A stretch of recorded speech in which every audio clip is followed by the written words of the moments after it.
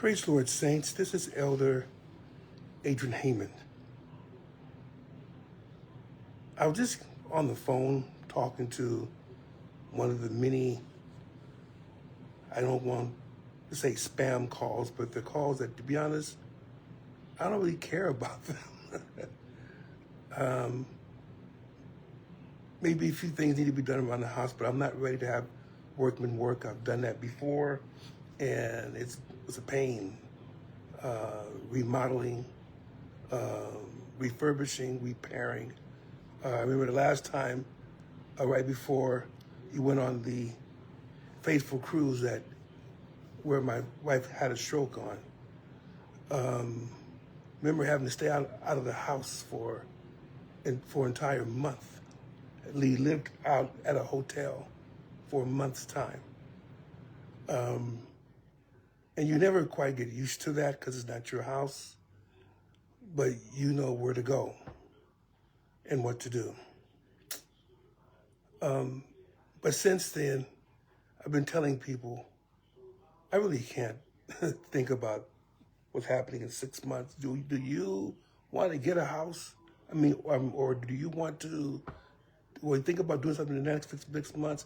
I can't even think about what's happening in the next month. I know my wife's having surgery this month. I know I'm having surgery in April. That's it. That's all I care about. It's all I really know about. Other than that, it's as the days come, I take it one day at a time. And that's really what I wanted to speak about. Taking it one day at a time. Doesn't mean you forget everything. Yes, you have to plan to pay your bills. Yes, you have to have a general plan as to what you're going to be doing. But you can't worry about it. That's the key. Can't worry about things that you cannot control. I think we spend too much of our time in that position, that we care so much about things that we cannot even hope to control. We think that it may help us in some way, but all it does is put stress on you. Went to the doctor yesterday, and my blood pressure was about 180 something over 100. And that's actually after it'd been in the 200s. So, wonder if it's my diet. I got another pill to take now, and hopefully I'll bring it down some. But maybe inside, I still worry about a few things. And all it's going to do, to be honest, is kill me. And God said, he said himself, take no thought for tomorrow, what you shall eat, what you should drink, what you should wear. Well, your Father, he has knowledge of those things. Christ told us that. God already knows what you're going through. It's not that he doesn't care about you. It's just that he wants you to put all of your cares on him because he cares for you. And we tend not to do that because it's not that we don't trust God, but we want to be in control. We want to be able to plot everything. And if we could see how we can do it, then we're all fine and dandy. We're all good. But if we can't see it, that's where the worry comes in. That's where the stress comes in. That's where you are freezing and you're shaking. And the Lord knows that this world is so full of fear and anxiety. And that kills so many people. Makes your blood vessels less flexible. They can't bend as much. The pressure to your blood vessels gets higher and higher. And you may end up with one or several things that none of them are good. You may develop an aneurysm because now one part of your arterial wall is weaker. You may be more susceptible now to plaque buildup because it's not so flexible. the plaques tend to stay on the walls of your blood vessels. So many things can happen, and none of them are good, as I said. So what do? We got to get things done. We can't just la, la, la, la, la, la. We can't do that. But God is saying this, he's saying, you still do what you need to do. You still plan for things, but once you plan for it, put it into his hands, put it into his care. Now, it's easier said than done, because if it was easier to be done, I probably wouldn't be having high blood pressure. Of course, that, and plus I'm not eating right. Yeah, that could be it too. I'm just not eating right. So there's a lot of things I got to look at, but I can't worry about them. Be honest, the only thing that concerns me is if I'm there for my wife. And the only reason why I even went to urgent care a day ago, yesterday. No, was that? That was actually Monday. See, I'm losing track. It's Wednesday now. But the only reason why I went to urgent care on Monday was because I kept thinking that if something should take me out, who's going to take care of my wife? Who's going to care for her like I care for her? Who's going to be there when she starts to scream and she starts to call and she can't see me? Who's going to look after her? She knows I'm going to look after her so she can go to sleep. She can go sleep during the day. She can go sleep during the night. If I tell her I'm going to go somewhere, she knows I'm coming back. She only frets if I don't tell her, and there's nobody there. And so now she gets afraid. I know that because when I come home, I just figure, well, she's asleep. I'll just go out and get something at the store. And then I come back, and her eyes are awake. And then she sees me, and she starts to cry. And I know why she's crying. She's crying because she doesn't know where I am. And she's afraid that she's left to her own devices. And she's afraid.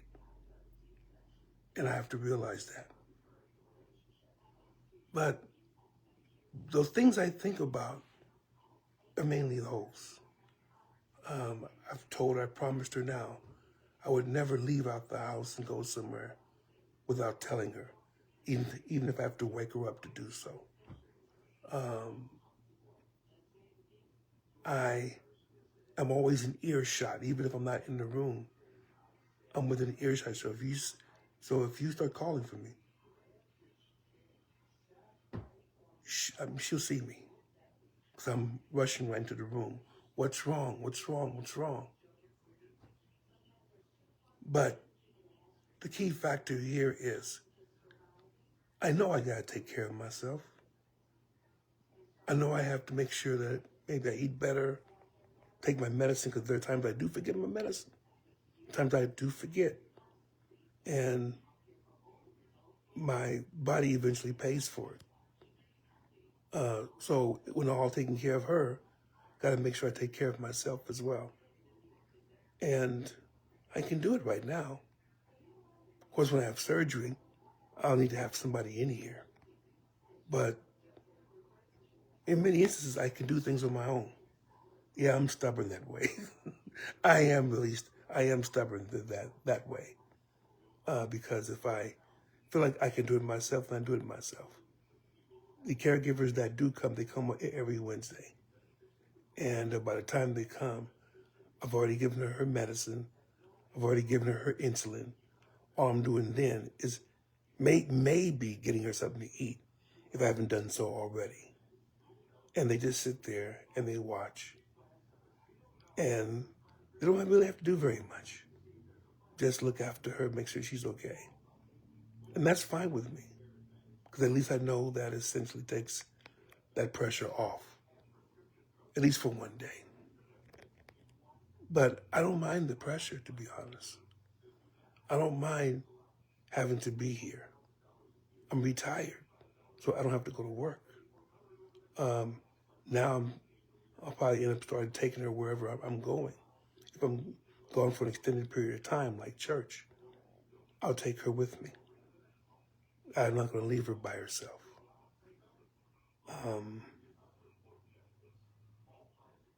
Now, that kind of makes me think even right now, what Jesus has told us, that he will never leave us nor forsake us. He's there all the time. Even when you think you're alone, he's right there. He's present.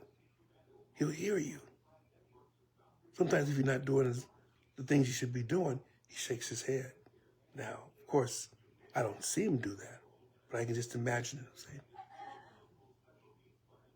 poor so-and-so. He just doesn't listen. But like your father, he does not disown you. And in fact, it puts you into a frame of mind of, okay, this is what you did. Now let's find a way to stop it.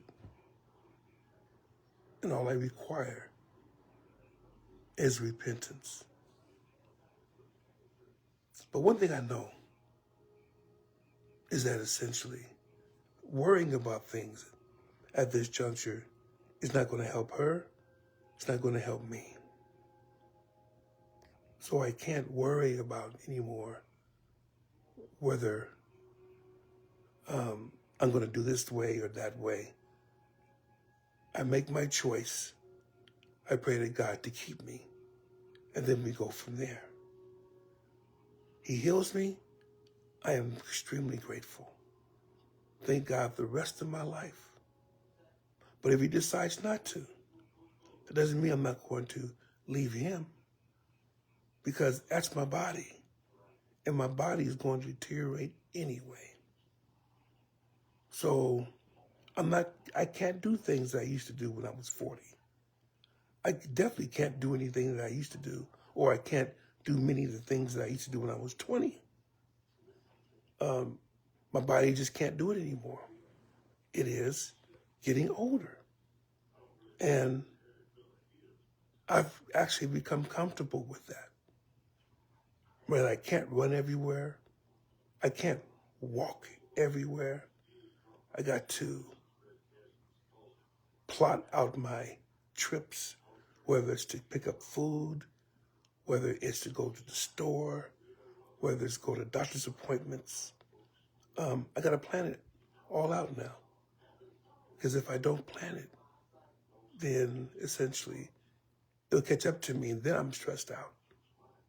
Because now I got to catch up when I shouldn't. But at the same time, once I make the plans, I'll say something of the nature of, hon, I'll go order this from this place. But I don't wait until we're getting ready to go. I may be put in the order an hour, 2 hours beforehand. So it's already in my mind. I already know what I have to do. I don't have to think anymore. It's done. It's done.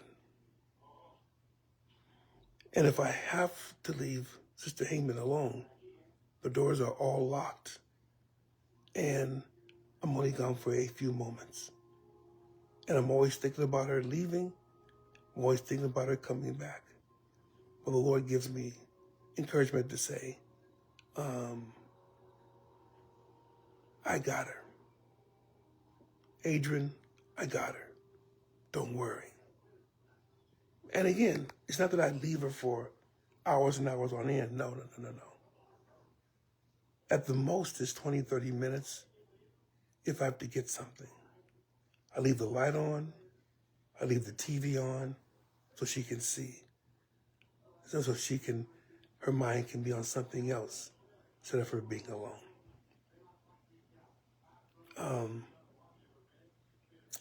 But I can't think about tomorrow and worry about tomorrow. I can think of it. I just can't worry about it anymore. Doesn't do me any good. to worry about something that essentially, once the plans are done, I can't change. I can ask the Lord for strength, for encouragement, for skills that I need to pass that test. But I can't worry anymore. And I'm telling you that from my own experience, so that hopefully you'll be able to come to the conclusion that you can't worry either. God's got this. Take care of yourselves. I love you all in Jesus' name.